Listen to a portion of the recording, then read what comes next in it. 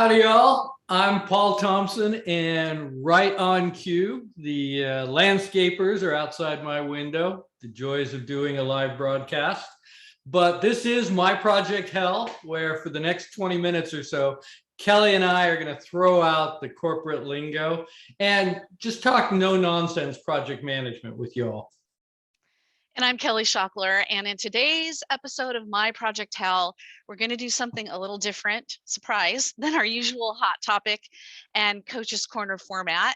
If you tuned into episode 11 earlier this year, when we drilled down into the topic of death by 1,000 cuts, that's the idea behind today's episode. We're going to take a deep dive into a hot topic, and we're going to spend some quality time exploring a meaningful subject in the project management realm, and hopefully something you can take away and use in your day-to-day PMing practice.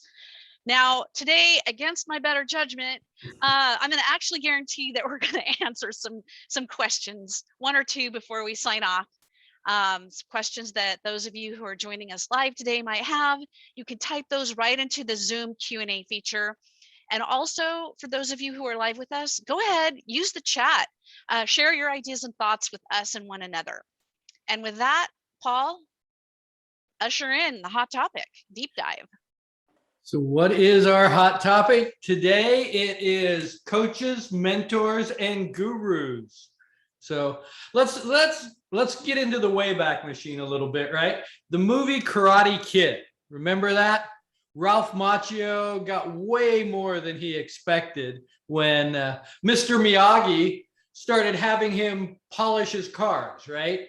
But in that polishing car, he learned wax on, wax off. And it's about getting that wisdom from people who have been there before or done that, and how it gets transferred down from generation to generation or through internships, right? Because sometimes it is about doing chores. Other times it's a formalized or casual apprentice relationship. And sometimes it's just sitting at the feet of a Buddhist master. That's kind of our goal right today, is to talk about that. And before I kick it back over to Kelly, let me give you some of what I believe are some of the do's and don'ts about coaching, mentoring, and that sort of thing, specifically from the mentee's perspective. So the first thing I'm going to suggest you do, and do a do-do, right? Do a do-do.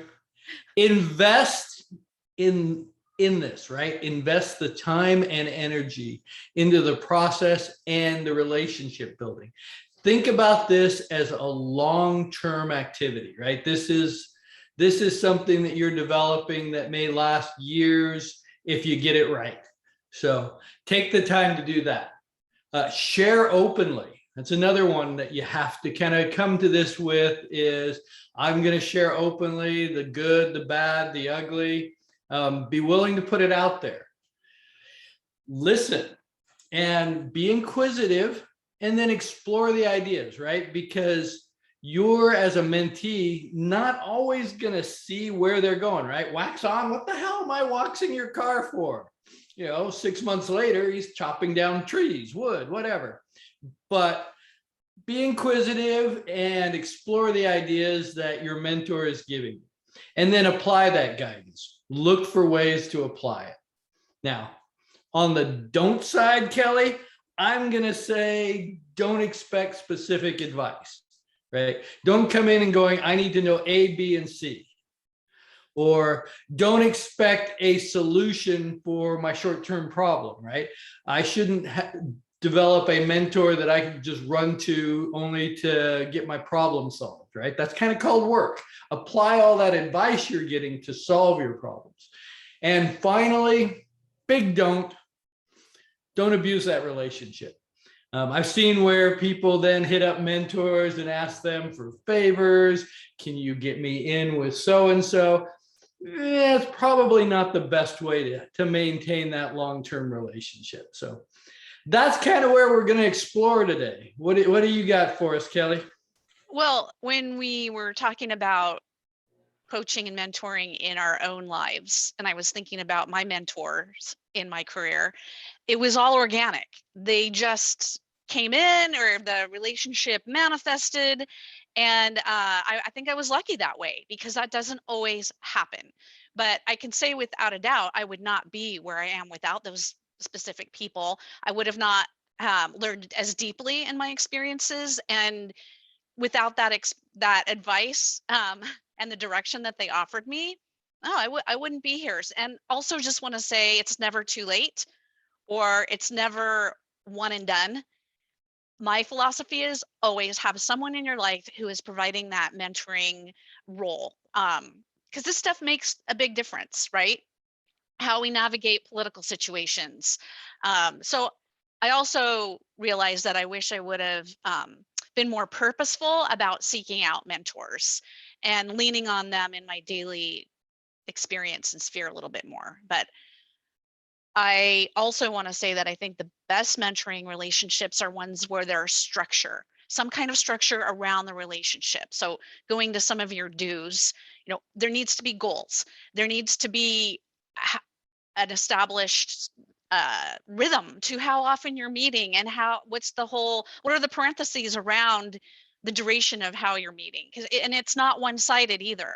A good mentor, there's going to be a mutual exchange of ideas and relationship, even though the mentor is typically someone who is sharing their experience and coaching you along.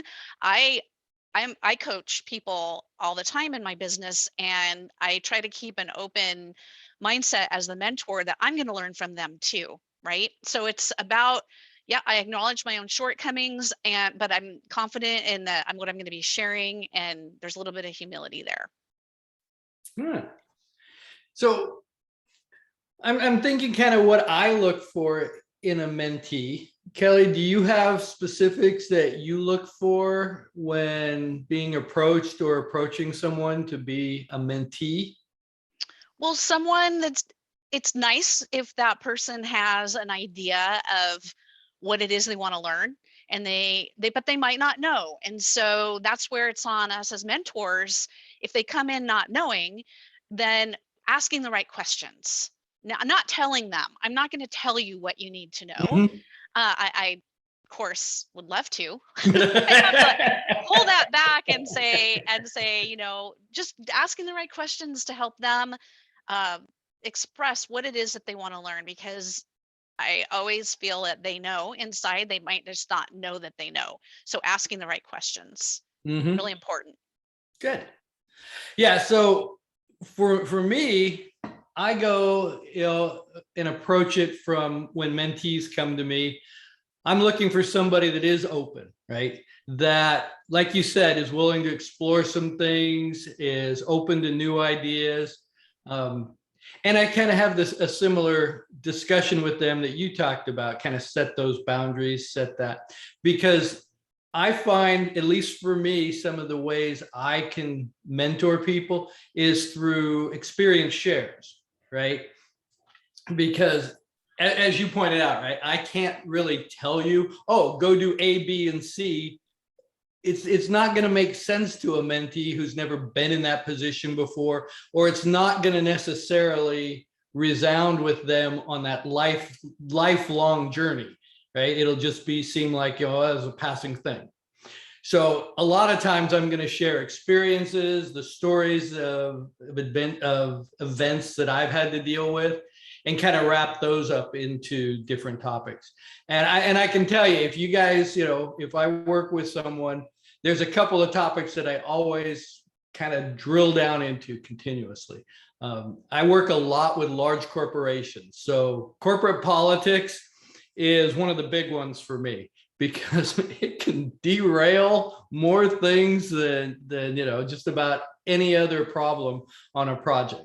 So we'll talk and get a lot of experience shares around the politics of things. And oftentimes, it's simple, right? Knowing your audience and knowing how to do a paper route, things that we've talked about here before, but really diving into those things and understanding their values. The other big one is always around communication. A lot of my team refers to Me as the guy who makes things pretty, because they'll put together the information and everything, and it's sort of my job to then distill it down and really bring it to its essence and put it in a way that our audience can receive it.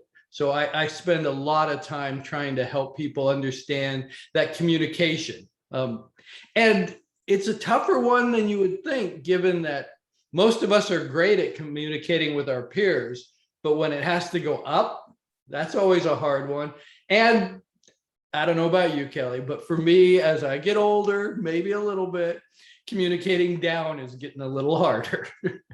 So I can learn too, like you said. And then the last one that I'm going to talk about with you is something that I think Kelly's going to, kind of scratch her head for coming from me, but empathy. And it's not emotional empathy. I have no emotion. Wait, everyone take note. Paul is talking about empathy. That's great. No, I mean, kind of, it goes back to that communication, right? Putting yourself into their shoes, understanding that. And there's a lot of examples that I try to pass on for how people can start to get a sense of when you're working with your senior leadership. What is it? How do you empathize with their position? Because a lot of it is counterintuitive, especially when you're wanting certain outcomes because you're the project manager and the VP's got a whole different set of, pressures on them. So how do you empathize with that? Those are going to be the things that really, no matter what, I'm going to drill down to. So, Paul, let's get back to if we are a person and we are seeking out a mentoring relationship, because those organic relationships, I think that those are few and far between. We have to be proactive and advocate for ourselves in finding a mentor a lot of times. And I know there's companies too that have mentoring mentee programs set up. That's great. Sometimes those can be tricky because you're putting together people that might not necessarily want to be put together. But if you can be proactive in your company or wherever you're at to find a mentor, find that person that's got the qualities and the skill set that you're aspiring to develop, and then just have a conversation with them and gauge their interest in creating a mentoring relationship. Be candid about what you're looking for. Again, don't get into this conversation without having a general idea of what you want the outcomes to be. Maybe it's learning those specific skills that are going to help you grow into manager, director, VP, C-suite role. Maybe you admire how the potential mentor handles high heat situations and they lead meetings, and you want to learn from them. The more specific you can be, the better it is going to be with your mentor in helping them to understand how they can help you. And then really establishing those expectations. How often are you going to meet? What are your goals going to be? How's long is the situation going to go for? Because when you have this figured out, if one of you becomes frustrated by anything, then there's a more graceful way to close out that relationship and maybe move on. And on that note, if something is not working out in the arrangement because frustrations can compound, find that professional way to exit out. Being professional and gracious and taking that high road, you're going to minimize the negative and preserve what I like to call the bridge. Don't throw bombs on the bridge if at all possible. Don't burn it to the ground. Take the high road, leave it intact. And then, final thought, don't rest on your laurels. Just because you're older and you've had mentors and you've arrived, you can always learn something. That's my philosophy. Well, and you can learn something from your mentees as well, right? Yeah. So Mary brought up a pretty good question. She mentioned, who are our current mentors, but I'm going to take that a little differently. How do you feel about that privacy of that relationship? Because certainly my mentees' stories are not mine. I don't share their stories or their situation. How do you deal with that? Do you tell people, oh yeah, I'm mentoring these 5 people, or is it how do you? I personally don't share that. Okay. That's I guess as I'm thinking about it, I don't share this is who my mentor is, maybe with close friends. Okay. I still have someone who was that I worked for who was a director partner that has been a mentor to me for the last several years that still feel mentored. And I also have a good friend that I consider, while we have a friendship, there's also a mentoring aspect, and where there's more of that mutuality. Mm-hmm. How about you? I'm kind of the same way, right? It's, I'll mention kind of, oh, I have a few mentors or mentees or mentors, talk vaguely about it. But I think that's a relationship that's best preserved, not in secrecy, but just it's not something to share except through, like you said, very close mutual friends. Yeah. And I see Mary kind of, adjusted the question because yes, I do have some mentors today. I think Kelly, you mentioned you've got a couple, and it's funny, we talked about long term. One of my mentors is probably 20 years now, just going back and forth. And I've got some mentees that I'm working with that I've been kind of helping along the way for 10 years. It kind of goes in waves, right? I might not, they might not have anything going on for 6 months, but we'll come back to it and just kind of take a few checkpoints and get back into the rhythm for a while. Yeah, it's a powerful thing though to have someone that you've developed that strong relationship with over the years, and you can always go back to them for advice. Yeah, exactly. And that's why we don't take advantage of the relationship. It's a long-term thing. Good question, Mary. All right. Well, that was our little 2 cents on mentoring, and now we promised we would do Q&A, Paul. Well, you promised. Yes, I don't want Right, you. I promise. I'll take the heat on this. Katie, what do we have? What do we have for questions today? All right. So this was an anonymous question submitted. It says, I'm having difficulty getting time to talk to stakeholders who are the subject matter experts on my project. They say they are busy and don't have time to talk. I can't move ahead on my deliverables without getting information from them. Any advice? No, everyone's always so busy. Yeah. Can't talk. I don't know. What do you think, Paul? You go. Well, and you said it, right? They're busy and they see project managers coming at them with meetings and they're like, I could get my work done if I wasn't in all these meetings. So it's a tough one. And you do need the input of your SMEs to develop your schedule, your checklist, things like that, right? We don't create these things in a vacuum and then throw them over the wall. So a couple of things that I've done that are helpful. You start working with them around lunchtime. Being consultants, we kind of have a little bit of a fudge budget, right? I might go to the SME and go, what are you doing for lunch tomorrow? How about we go grab a sandwich, sit down, talk about this, and work through the schedule tasks that I need help with. Food is always a great motivator. It really is. It really is. We'll do that. I definitely work with them around, is morning better for you? I need an hour or I need a half hour.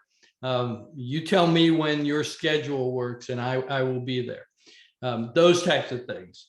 And you kind of have to do it a couple of times. Ultimately, if there's still some problems, you start going to the project sponsor and you're going, we've got to amplify the message that this is a team participation sport. And if everybody's not playing together, we're not going to cross the finish line. So those are kind of my ways of dealing with it. Throw them into the octagon.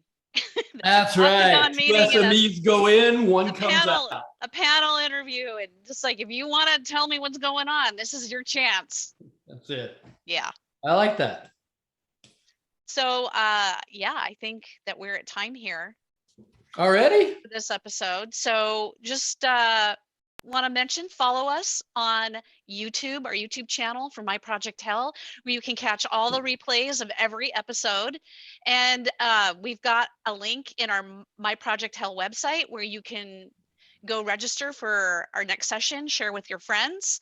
And in our post-show email, if you want to spend more time with Paul or myself, we'll give you 30 minutes of free time conversation. You can go ahead and click on those links in the post-show email and schedule time with us. Yes. And I hope you guys enjoyed this show because I know Kelly and I have a lot of fun doing it, and we hope you guys do too. Please join us next time when we're going to cover, I got the lowdown project budget blues as our hot topic. And if you would like to participate in Coach's Corner, please drop us an email at myprojecthell@gmail.com. We're always on the lookout for project managers wanting to kind of climb out of their own project hells. And as Kelly said, you guys will receive a post-show email that you'll find a link to a survey, which we encourage you please fill out because we all value lessons learned. So thank you all. Thanks, everyone. See you next time.